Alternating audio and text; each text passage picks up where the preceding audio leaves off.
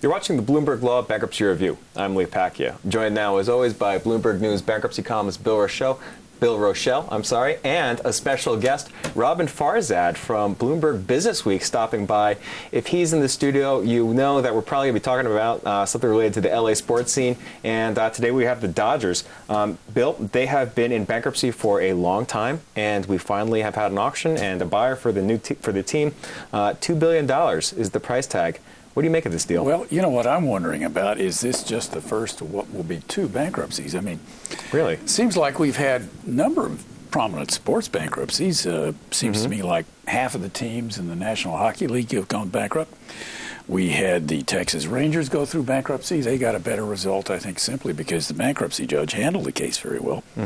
Now, tell me this, Robin, with a $2 billion price for the team and another, $150 million for the stadium, how can this group ever make a profit? Right. Now, we should say that the group is Guggenheim Partners, a private equity firm, and Magic Johnson is also involved in the investor group, just to get that out there. Magic Johnson is the friendly face of a cold-eyed institutional investor group. But let me start with the disclaimer, the boilerplate, that I have to say to your viewers that I don't have a JD, but I make up for it with this deluxe Lakers lanyard, which shows you that I know sort of what I'm talking about. And you're an obsessive LA sports fan. Yes. Right. Which is why my editor sent me out to cover this Dodgers bidding frenzy circus last month. You've been all over this. But no one ever imagined. I mean, the whisper number was $1.6, $1.7 billion. $2 billion, that's kind of a dumb money price tag. Having said that, Bill, you had all of these media stalking horses, News Corp, which used to own the team and ruse the day that it ever sold it, Time Warner Cable. You had Leo Hendry of the Yes Network fame, which has been a hugely lucrative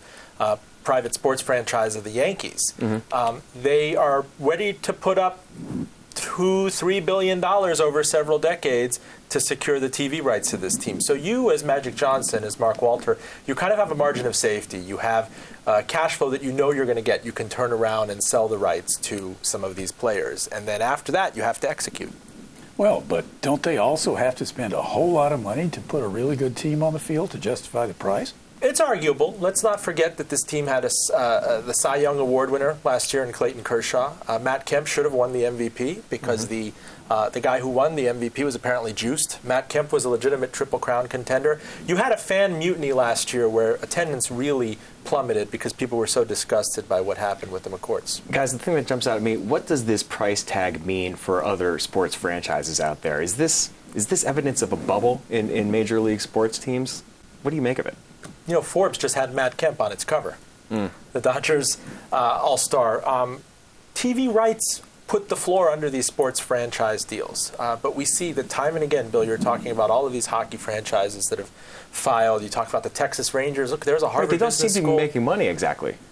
No, but there is... So is this just a vanity project, or is this a business deal? Look, there's enterprise value optionality in it. Let's look at Mr. McCourt, who swoops in, a parvenu, Boston parking lot owner in 2004. He didn't want the Dodgers. He wanted the Red Sox, didn't get him, couldn't get the Angels. So they're like, can we convince you to nibble on the Dodgers? Buys them for $430 million. His attorney later says, with not a penny of his own money, and proceeds to flip the team for $2.15 billion in cash 8 years later, after taking out $100 million of cash flow. It's a steal if you can get it. Right. Bill, this reminds me about the other sports or baseball franchise we've been talking about lately. In the Madoff bankruptcy, the New York Mets. What does this valuation, how does it impact what's going on in the Madoff case? Yeah, that's a fascinating question for me. Is this maybe a signal that Fred Wilpon ought to think about getting out of the Mets and putting a big profit into his pocket? I can guarantee you he is. And you saw him sell some limited ownership stakes over the past month, notably to one of the bidders who was rebuffed here, Stevie Cohen, the $9 billion hedge fund king out of Connecticut. Everybody knows that he wants the Mets, and he's friends with Mr. Wilpon. And if the price tag is high enough, I mean, major market. This is the #1 media market in the country. Surely that Dodgers takeout price is a kind of a comparable for a team like the New York Mets. And, you know, Fred Wilpon's got an advantage right now. He did a deal with the Madoff trustee. So nobody thinks that he's under pressure to settle now, or to sell now, because he's not. So I think it puts him in a better position to negotiate with a buyer if he wants to exit at this point. Damn, it feels good to be an owner. Yeah, exactly. All right, guys, thanks so much for that. Thank you. That's Roben Farzad from Bloomberg Businessweek and, of course, Bloomberg News bankruptcy columnist Bill Rochelle. If you'd like to learn more about the cases or issues we just discussed, be sure to check out our offerings on BloombergLaw.com and also on the Bloomberg Terminal. You can follow our updates on Twitter, and you can see more of our videos on YouTube. I'm Pacchia. Thanks for watching.